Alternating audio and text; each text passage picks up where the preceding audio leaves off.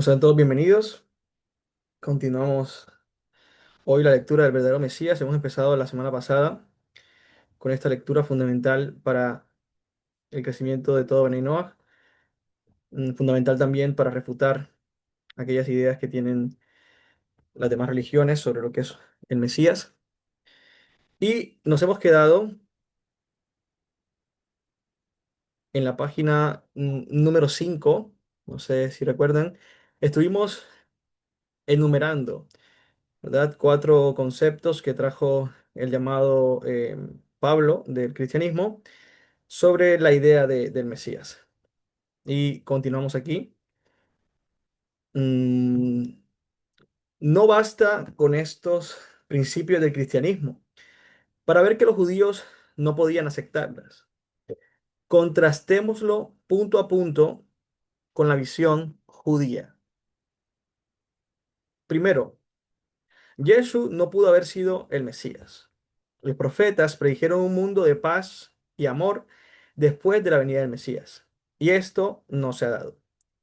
Además, cualquier planteamiento de que el Mesías es el Hijo de Dios es totalmente inaceptable.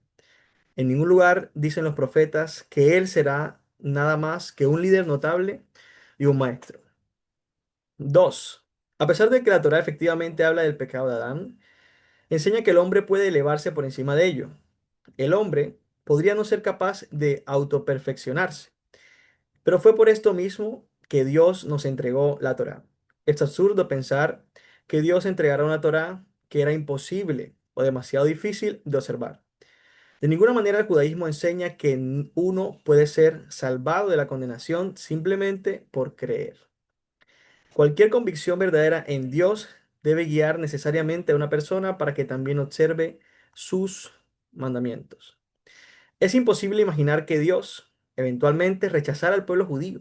En muchos pasajes, la Biblia claramente establece que su pacto con Israel es para siempre. Cuarto, en muchos pasajes, la Biblia dice que la Torá fue entregada para la eternidad. Es por tanto imposible decir que ha sido reemplazada por una nueva ley o testamento. El amor solo no es suficiente, porque uno debe saber cómo expresarlo, y para ello necesitamos a la Torá como guía. El amor es solo uno de los mandamientos de la Torá. Las buenas acciones son su necesaria expresión. Bueno, aquí en este momento voy a volver a leer, ¿verdad? Los conceptos o las principales enseñanzas que encontrábamos con la idea de Pablo, ¿no? Para poder hacer ese contraste. La primera idea que nos expresaron fue: Jesús fue el Mesías o el Cristo, aquel anunciado por los profetas de la Biblia y esperado por los judíos. Él es también el Hijo de Dios y, como cualquier hijo, es esencialmente lo mismo que su padre. Esto es la primera afirmación, y lo que contrarresta esta afirmación es: Jesús no pudo haber sido el Mesías. Los profetas predijeron un mundo de paz y amor después de la venida del Mashiach. Entonces, aquí está.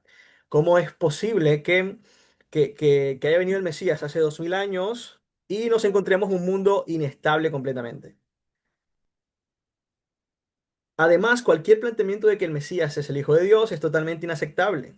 En ningún lugar dicen los profetas que él será nada más que un líder notable y un maestro, ¿no? Entonces, el cristianismo trata de mostrar que en algunas partes muestra que él es el Hijo de Dios y en otras dice que es el mismo Dios. Ya, estas mismas partes pelean entre sí, y nos muestra más su incongruencia al expresar su teoría, ¿no? El segundo punto que predica el llamado Pablo de ellos: el hombre es malo y pecador. Toda la humanidad está maldecida debido al pecado de Adán. La Torá no puede salvar al hombre, pues sus mandamientos son demasiado difíciles de guardar. El hombre es malo y pecador, la humanidad maldecida por Adán. La Torá no puede salvar al pecador porque sus mandamientos son difíciles. La única cosa que puede salvaguardar al hombre de su última condena, al infierno, es la creencia en Cristo. ¿Qué contrarresta esto? Dice: a pesar de que la Torá efectivamente habla del pecado de Adán, enseña que el hombre puede elevarse por encima de ello. El hombre podría no ser capaz de autoperfeccionarse, pero fue por esto mismo que Dios nos entregó la Torá.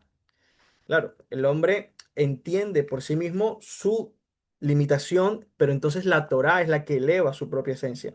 Es absurdo pensar que Dios entregará una Torá que era imposible o demasiado difícil de observar. Y sabemos también en Deuteronomio que nos explica que esta Torá no está en el cielo para que digas quién puede ir a buscarla, sino que está en tu corazón. De ninguna manera el judaísmo enseña que uno puede ser salvado de la condenación simplemente por creer. Cualquier convicción verdadera en Dios debe guiar necesariamente a una persona para que también observe sus mandamientos. Con esto entendemos realmente que lo que Dios ha hecho en este mundo es permitirnos actuar, permitirnos rectificar. Y es uno de los problemas que tiene el cristianismo, ¿no? Porque el cristianismo expresa que tú puedes hacer lo que sea, que si te arrepientes, si te acercas a Él día con día, Él te va a perdonar, ¿no? Esta idea del Mesías. Esto hace que la persona no repare nada. Esto hace que tires un plato, lo rompas y ni siquiera lo levantes. Esto hace que la persona se acostumbre a hacer el mal y simplemente después, con unas palabras, remediarlo todo. Pero nosotros hemos aprendido que debemos cambiar el mundo a través de nuestras acciones, que debe haber voluntad e intención, pero lo más importante, una acción que cambie, una acción que repare y una acción que nos permita acercarnos a Kadosh Baruj Hu a través de su Torah. El tercer planteamiento dice, los judíos fueron originalmente el pueblo escogido de Dios, pero fueron repudiados cuando rehusaron aceptar a su hijo. Yeshu, el nombre, bueno, cuando rehusaron aceptar a su hijo Yeshu. El nombre Israel, del pueblo escogido de Dios, no es más atribuible a los judíos, sino a quienes aceptan a Yeshu como el Mesías. Solo estos son partícipes del amor de Dios. El resto está condenado al infierno. Palabras muy fuertes, una palabra de reemplazo, una idea compleja, pero aún así mucha gente cree completamente en esto. Contrastamos esto con esta enseñanza. Es imposible imaginar que Dios eventualmente rechazara al pueblo judío. En muchos pasajes la Biblia claramente establece que su pacto con Israel es para siempre. Además, vamos a hacer un análisis básico. Si Dios ama un pueblo y después lo rechaza por otro, también puede amar a ese pueblo y después rechazarlo. Si no, si Él dice que es para siempre, luego cambia, está alterando su palabra, ¿verdad? ¿Y qué pasa? Cuando el cristianismo hizo esto, los musulmanes hicieron lo mismo y dijeron, mira, ahora los judíos y los cristianos no tienen sentido. En año 600 llega el profeta de ellos, Muhammad me parece, y dice, ellos dos no tienen sentido, ahora la nueva revelación es el Islam. Se hicieron lo mismo, reemplazaron. Siempre que se permite que la palabra de Dios cambie, el hombre viene y dice, no, esto cambió. Y posterior al Islam vendrían los mormones con un Joseph Smith en Inglaterra, me parece, y te diría, esos están más equivocados que todos. A mí se me apareció el mismo Yeshua y me dijo, entonces, claro, una cosa desencadena en la otra. Cuando aceptas que una ecuación se salga del parámetro, toda su respuesta va a estar equivocada. El cuarto planteamiento y último que estamos analizando dice, hay una única ley ahora que Cristo ha venido, y esta es la ley del amor. Uno debe seguir el ejemplo del sacrificio de Cristo y pacientemente esperar que Dios sea compasivo en correspondencia. Cuando terminamos de leer esto, ya se estaban acabando los minutos para la clase, les expliqué que esto contrarrestaba a un Dios que te ama completamente y luego te manda a un infierno si realmente tú no le haces caso, un infierno que es eterno con su enemigo. Entonces, bueno, es complejo hablar de amor sin límites. Contrastamos esto con esta enseñanza. En muchos pasajes, la Biblia dice que la Torah fue entregada para la eternidad. Es por tanto imposible decir que ha sido reemplazada por una nueva ley o testamento. El amor solo no es suficiente porque uno debe saber cómo expresarlo y para ello necesitamos a la Torá como guía. El amor es solo uno de los mandamientos de la Torá. Las buenas acciones son su necesaria expresión. Pregunta, ¿por qué preferimos estas ideas a aquellas expresadas por Pablo y el cristianismo? Respuesta, por un lado, no vemos evidencia de que Yeshua haya sido realmente el Mesías esperado por Israel. La promesa mesiánica incluye cosas como una paz perfecta y unidad entre los hombres, amor, verdad, conocimiento universal, felicidad sin tribulaciones, así como el fin de todo el mal, de la idolatría, de la falsedad y odio. Ninguna de las condiciones anteriores han sido alcanzadas por el cristianismo. A esto, la respuesta cristiana es simple afirmación, es la simple afirmación de que todas las cosas en realidad han cambiado con la venida de Yeshua. Si el cambio no es visible, es porque el hombre es malvado y no ha aceptado verdaderamente a Yeshua y sus enseñanzas. Entonces, el Mesías o Cristo tendrá que volver para probar su victoria. Y esto es algo muy interesante, de lo que siempre me llama la atención y digo, estábamos esperando un Mashiach, llega un Mashiach, se va a hacer algo y tenemos que volver a esperarlo. O sea, siempre hay algo que refutar. Y dices, ¿cómo así? O sea, esperé a que viniera, él viene, no cambia el mundo y se va otra vez. Y luego un espacio larguísimo de 2026 años. ¿Qué sentido tiene? Pero si ya estábamos esperando a Mashiach. Si a Dios no lo podemos ver. Ahora también tengo que creer que no puedo ver a Yeshua. Todo este concepto en sí mismo tiene tantas falencias porque el hombre es limitado. Entonces tienen que buscar recursos para decir por qué ese hombre limitado, que si existió, si estuvo en el año cero de esta era, como la llaman, entonces murió. Y cuando murió, ¿cómo me invento que es preexistente? Es algo básico en ese aspecto. El judío se rehúsa a aceptar la excusa de que las principales profecías en lo concerniente al Mesías únicamente serán cumplidas en la segunda venida.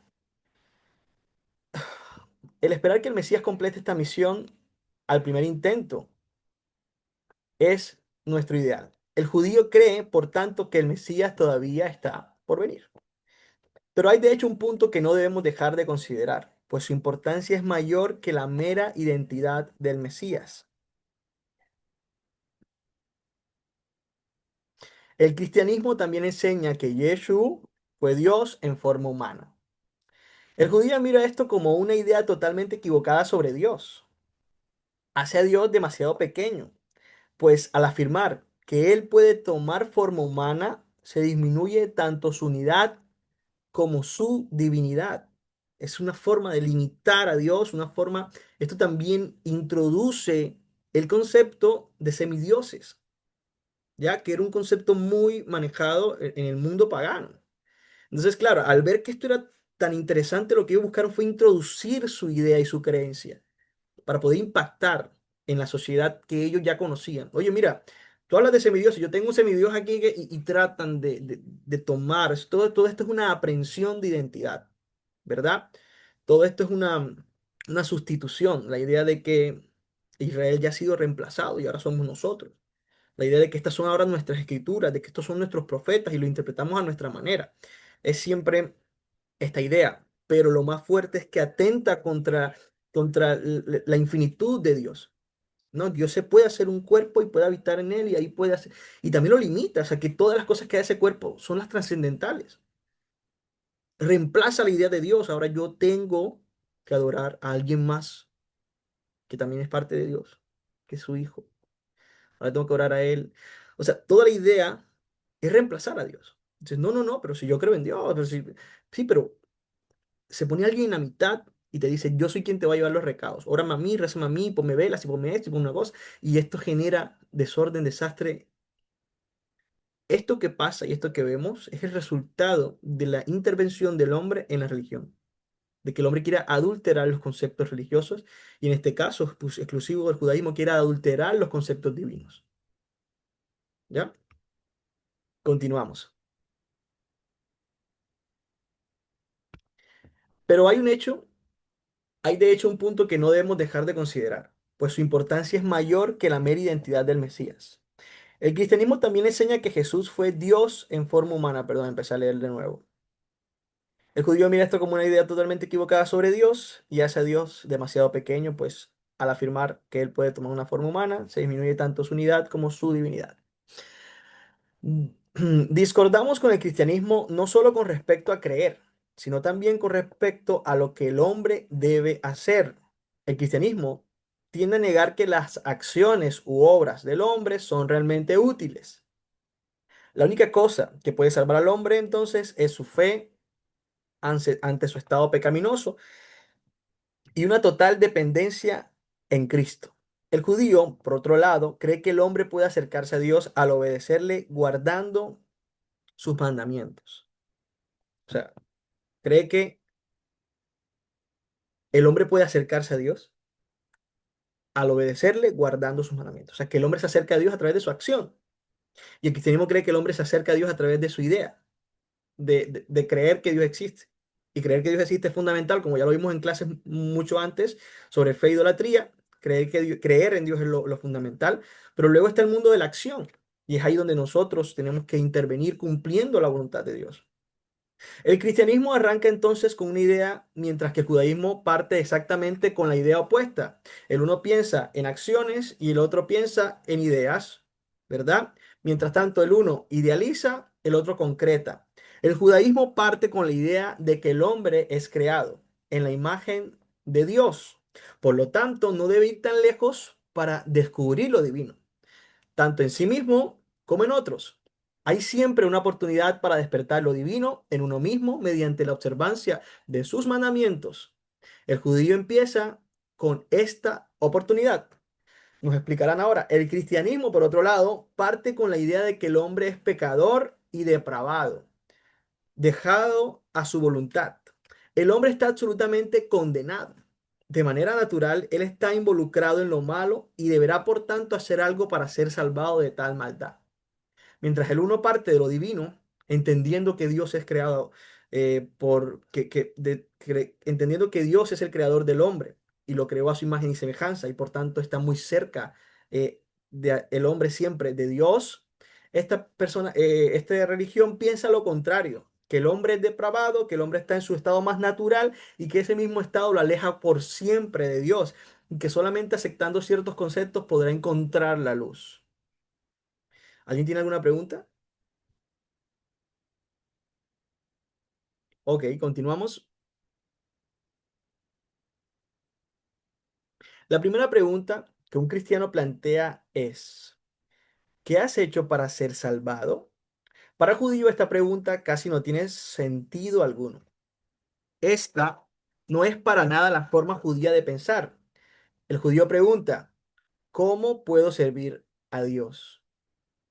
¿Cómo puedo guardar sus mandamientos? El enfoque central del judaísmo yace en la observancia de los mandamientos de la Torá. Vemos al hombre y apreciamos su grandeza, porque éste puede obedecer estos mandamientos y cumplir con el deseo de Dios.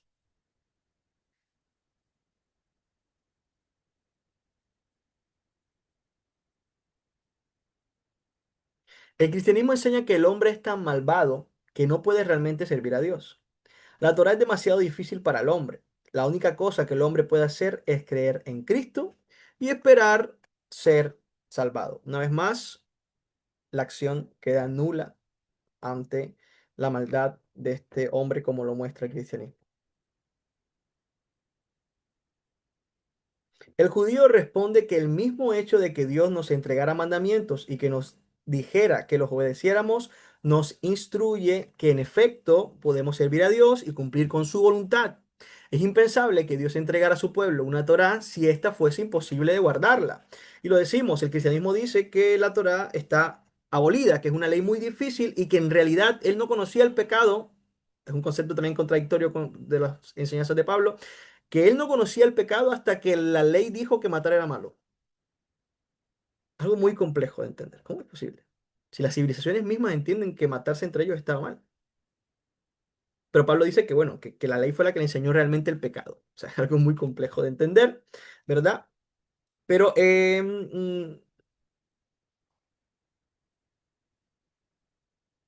pero el judaísmo te dice que si Dios te dio sus mandamientos es para cumplirlo. Entonces, con la idea del cristianismo aboliendo la Torá, nos preguntamos por qué el rey David entonces dedica el Salmo 119 a la excelencia de la Torá. Porque el Salmo 1 dice, bienaventurado el hombre que no anduvo en consejos de malos, ni en camino de pecadores, ni en silla de escarnecedores se ha sentado, sino que en la ley del Eterno está su delicia, y en su Torá medita día y noche. El primer versículo de los Salmos. Y ellos de todos modos utilizan los Salmos y lo dicen a voz viva y fortalecen todas sus enseñanzas a través de los Salmos, pero ellos mismos están diciendo que esta Torá está abolida, mientras que David la exalta, la elogia, mientras que Deuteronomio nos dice que esta Torá está en nuestro corazón para que la cumplamos. Cuando dicen las profecías que Kadosh Baruj Hu iba a poner y escribir en nuestros corazones su Torá. Entonces, ahí donde encontramos esa ambigüedad de enseñanzas. O sea, el cristianismo mismo se contradice al decir esto. A pesar de que todos los discípulos de Jesús fueron judíos, no pudieron convencer a sus contemporáneos sobre sus enseñanzas. Los primeros dogmas del cristianismo se presentaban más cercanos al mundo gentil pagano que al judaísmo. Más y más, el cristianismo fue rechazado por los judíos y aceptado por los gentiles. Se transformó hasta constituirse en una iglesia gentil, y su actitud hacia los judíos se volvió más y más hostil. Buscó constantemente convertir a los judíos, a veces recurriendo incluso a la crueldad y a la fuerza, pero el judío se mantuvo firme. El cristianismo puede haber cambiado la historia humana, pero nunca pudo ganarse el apoyo de los judíos. El judío se sostuvo con su Torá y caminó por el camino que ella dictaba. Esto es algo muy importante, esto es algo muy diciente.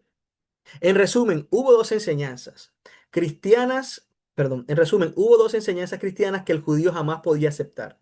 El cristianismo enseñó que Dios había asumido forma humana en Jesús y que la Torá ya no tenía valor. El judío rechazó estos dogmas a una costa de su propia vida. Al rechazar el cristianismo, el judaísmo no perdió de manera alguna algo que necesitaba espiritualmente. No había nada en todas las enseñanzas de Yeshu que hubiera añadido una letra a la fortaleza de la Torá. Si el cristianismo hizo alguna contribución, fue al mundo no judío. El judío sabía que su Torá le proveía una única relación con Dios. Todo lo que vio en el cristianismo se presentaba contradiciendo tal relación. Es por esta razón que a lo largo de los siglos el judío ha encontrado imposible aceptar las enseñanzas del cristianismo. Él ha creído con perfecta fe que Dios le ha mostrado el camino y no tiene ninguna intención de dejarlo en ningún momento. Con esto, podemos decir que para el judío, aceptar el cristianismo involucra mucho más que simplemente reconocer como verdadero o falso a un Mesías. Junto con su creencia en Jesús como el Mesías, el cristianismo ha alterado mucho los conceptos fundamentales del judaísmo. Aquí exploramos las consecuencias alágicas respecto de que un judío abrace el cristianismo. Aquí hemos cerrado el primer capítulo de nuestra lectura, Baruch Hashem, y dicho esto, podemos concluir, ¿verdad? Que el ataque directo del cristianismo al judaísmo es uno doble, ¿verdad? Primero, creer, hacernos creer que Dios se hizo un cuerpo, ¿verdad? Para vivir entre nosotros por un tiempo limitado. Y segundo, creer que la Torá ya no tiene vigencia. Eso es quitarle al pueblo de Israel la identidad. Eso es quitarle al judío su identidad. Decir que la Torá, que es en lo que se fundamenta todo nuestro estudio, ya no tiene vigencia, es, es quitar la razón por la que estamos aquí. Es quitar el monte Sinaí. Es quitarle valor a la travesía del pueblo de Israel. Es quitarle valor a la tradición, a la cultura, a la esencia misma del judío, ¿verdad? Podemos entender con esto en palabras muy fáciles que cualquier judío que acepta que Yeshua es el Mesías, que Yeshua es el Mesías, está dejando su identidad. Y fue lo que pasó. Como esto significaba dejar la identidad del judío, se creó una nueva religión. Y todos sabemos que Yeshua predicaba era a los judíos. Al no recibir esa respuesta que buscaban, se expandieron a otros lugares, personas que tenían otro tipo de creencias, donde esta idea por lo menos era suficiente. Nosotros somos noágidas. Y en correlación a esto, estamos estudiando un libro, como dijimos al principio, que había sido escrito por judíos para judíos, pero que a nosotros nos va a servir para identificar la idolatría que se encuentra en el cristianismo, dado que nosotros recibimos la enseñanza de los judíos sobre las leyes universales, las leyes que generan nuestra identidad. Entonces, aunque nosotros hablamos mucho del judaísmo, debemos entender también esto desde nuestra perspectiva, desde las 7 leyes que a nosotros nos atañen. El judío significaba reemplazar todo, pero, pero al noágida le implica lo mismo. Reemplazar la esencia de que entender que Dios no necesita ningún mediador. Y también reemplazar la esencia del mundo venidero. Y de creer yo que existe un castigo eterno, etcétera. Toda esta idea nosotros la hemos repudiado porque venimos del cristianismo. Lo hemos dicho antes, el 86% de los noágidas viene del cristianismo. Y nosotros llegamos solos a este concepto, día con día, buscando, preguntando, leyendo, estudiando de judaísmo, ¿verdad? Entonces cabe resaltar esto porque en algún momento tú te sientes en la lectura inmerso y sabes que es para judíos. Y dices, bueno, yo no estoy estudiando esto, ¿qué pasa aquí? Pero es fundamental este estudio. Y es entender que Kadosh Baruj Hu ha deseado que sea de esta manera. Y por eso, con este conocimiento que hoy tienes, con esta gema que tienes, con este diamante que hoy tienes en bruto, debes pulirlo hasta entender el valor y el brillo de lo que tienes. Puede que en ti hoy día todos estos conceptos divaguen en tu mente, choquen, golpeen, pero lo importante es que tienes que seguir limando hasta encontrar la verdad. Alguien me preguntó y me dijo, es que me da miedo preguntar esto o lo otro. Yo le dije a ese hombre, le dije, no te preocupes, pregunta lo que necesites saber, porque yo llevo 8 años preguntando y siempre he encontrado la respuesta. Algunas se ha tardado más que otra, pero siempre he encontrado la respuesta. Baruch Hashem. Ahí estoy viendo a Pedro diciendo así es, y a muchos más diciendo así es.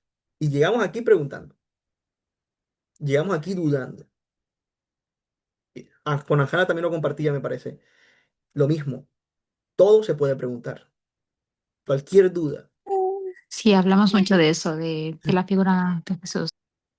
Exacto, exacto. Cualquier duda se puede preguntar, en cualquier contexto. Y si yo no te la contesto, y si un rabino no te la contesta, guárdala y sigue haciéndola, porque vas a encontrar la respuesta. Eso es lo que nos enseña el judaísmo. El mundo es un mundo de acción, de actuar, de intervenir, de esforzarse, de entender. Al principio te cuesta, después lo medio asimilas, pero luego estás enseñándolo. Así funciona el conocimiento. Con esta cuña entramos. Cuando un judío se vuelve cristiano, interesante. El enunciado lo publica Judíos por Jesús. Miras el anuncio y te preguntas qué está sucediendo. Puede que hayas escuchado o leído sobre ellos. Tu curiosidad se despierta. Decides averiguar más y hablas con uno de estos extraños individuos. Entablas una conversación, te dice que es un judío cristiano, uno de los judíos por Jesús. Antes que te des cuenta, está indagando sobre cómo te sientes respecto a tu judaísmo. Quizás admitas que encuentras espiritualmente insatisfactorio tu judaísmo. Ambos concuerdan en que la típica sinagoga liberal a la que frecuentabas representa cualquier cosa menos una experiencia religiosa. Admites que en el fondo tú tienes presente que hay una falta de espiritualidad en tu vida. Él simpatiza y te dice que la razón por la cual el judaísmo no satisface tal necesidad es debido a que has dejado fuera un ingrediente esencial. Entonces, da la estocada final. Lo que tú necesitas es a Yeshu en tu vida. Te dice que para ser un verdadero judío tienes que necesariamente creer en Yeshu. Solo entonces él argumenta, ¿puede el judaísmo proveerte aquella dimensión que tú buscas? No te dejes engañar. Por los últimos 2000 años, los cristianos han intentado convertir judíos a su fe. Es un tema prioritario en su marco de creencias. Yeshu, el objeto central de su convicción, era un judío. Él enseñó y predicó a los judíos, mientras que estos lo rechazaban. ¿Cómo pueden los cristianos justificar sus creencias cuando el propio pueblo al que pertenecía Yeshu rehusó aceptarlo? Conseguir que los judíos acepten a Yeshu es por tanto una de las metas más importantes. Sin embargo, en nuestra generación, algunos líderes cristianos con alguna luz han llamado a poner fin a tales actividades misioneras. Tristemente, estos líderes son ignorados por el creciente culto misionero. Pero podrías preguntar, bueno, ¿por qué es tan terrible? En el peor de los casos, estaré creyendo en un Mesías falso. ¿Qué tengo que perder? La verdad es que tienes mucho que perder. Empecemos por examinar las creencias básicas del cristianismo. Al par del credo básico de que Yeshua es el Mesías, las doctrinas fundamentales del cristianismo son la Trinidad. De acuerdo a la mayoría de cristianos, Dios consiste en tres personas: el Padre, el Hijo y el Espíritu Santo. La encarnación. Los cristianos creen que el Hijo, según ellos, la segunda parte de la divinidad vino a la tierra en forma humana en persona de Yeshua.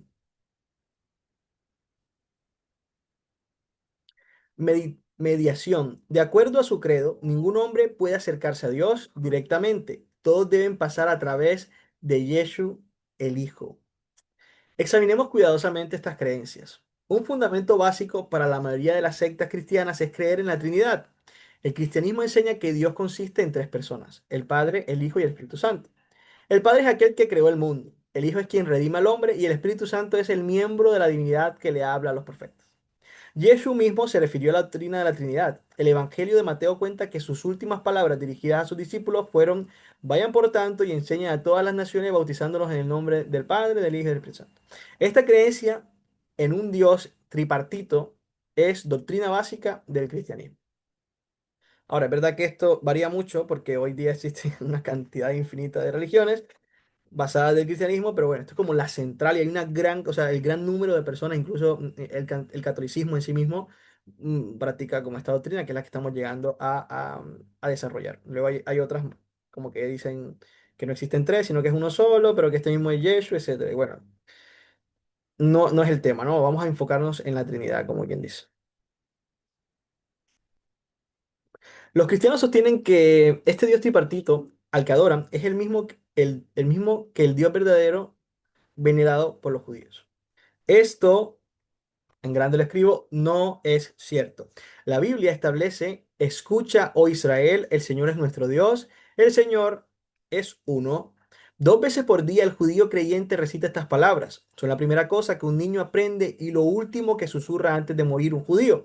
En el dintel de todo edificio judío hay una mezuzá proclamando estas palabras. Se las vuelve a encontrar en los tefilín colocados diariamente junto al corazón y a la mente de los judíos, proclamando esta máxima del judaísmo. Adorar a cualquier dios tripartito es para un judío nada menos que una forma de idolatría.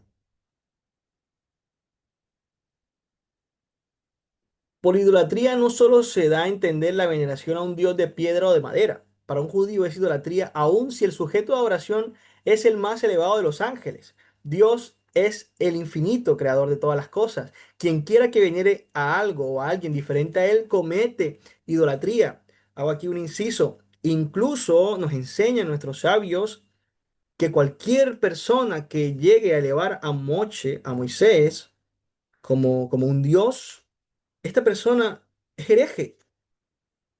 Esta persona está mal de la cabeza.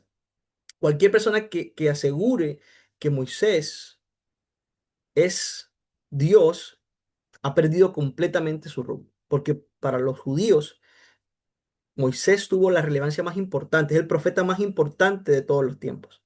Y sin embargo, un hombre que trajo la revelación divina al mundo, que trajo las palabras de la Torá, que cargó en sí, en su cuerpo, con sus manos, las tablas de la ley, que llevó al pueblo de Israel a su liberación por mandato divino, que se presentó a Faraón como un Dios, por así decirlo. Tú serás para ellos el Dios que lo represente, por así decirlo. Y aún así el judaísmo dice: cualquier persona que llama Moche Dios ha perdido su camino. Merece que nunca más se le escuche alguna enseñanza a este hombre. Y algunas cosas que no entro a profundizar, ¿verdad?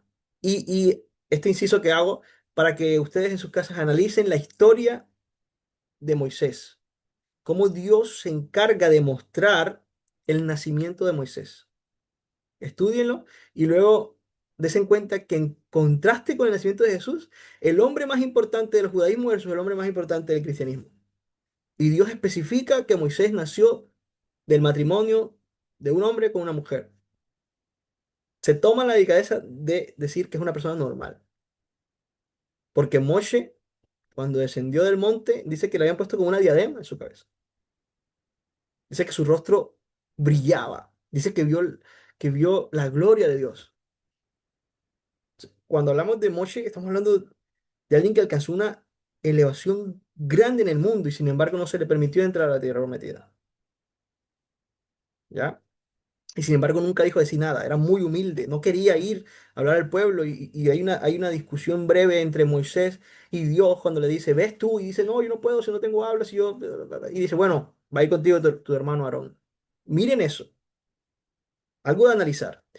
Y Dios se toma el tiempo de explicar en el nacimiento de Moisés que un hombre de la tribu de Leví se casó con una hija de la tribu de Leví. Y entonces nació Moisés. Ya estaba mostrando que en el futuro este error de una virgen que concebiría y daría a luz un hijo y a Moisés, hoy día hasta los cristianos aceptan que fue alguien grandísimo. Porque todo el mundo entiende que Moisés subió al monte Sinaí, que Moisés reveló los 613 mandamientos luego al pueblo que Kadosh Baruj Hu le había dicho, que por boca de Moisés se erigió el templo, por todo lo que Dios había hablado a él.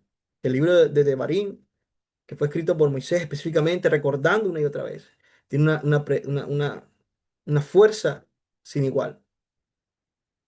Entonces, se tomó el tiempo la Torá de explicar esto. Cuando puedan, estudienlo. Quedamos aquí en el segundo párrafo de la página 10. Gracias a todos por acompañarnos, gracias a todos por este espacio que me dedican. Dudas, preguntas, cualquier cosa que tengan, pues pueden aprovechar ahora o si no, también pueden escribir por WhatsApp los que están online y ven estos videos, pueden dejar sus comentarios también en YouTube o hacerlo a su líder de comunidad. ¿Alguien de los que está presente quiere preguntar algo? Unas preguntas, solamente decir que me parece muy interesante este libro, la verdad, creo que está muy bien para la gente que viene del cristianismo, porque la verdad que las iglesias cristianas pueden ser muy convincentes, cogen profecías del Antiguo Testamento y las ponen de manera que la verdad sí parecen Claro. convincentes. 100% real y además han trabajado muchos años sobre esto. Es su deseo, es su anhelo. Para ellos esto es vida, ¿verdad? Para nosotros es un estudio para dejar de lado algo, pero para ellos es vida traer a una persona. Así que bueno, estudiar mucho, profundizar, desde la base se aprende todo. Muchas gracias a todos, que tengan una excelente noche y nos vemos mañana en la continuación de la lectura de la introducción a las leyes no ágidas. Saludos. Gracias, buenas Shalom. noches.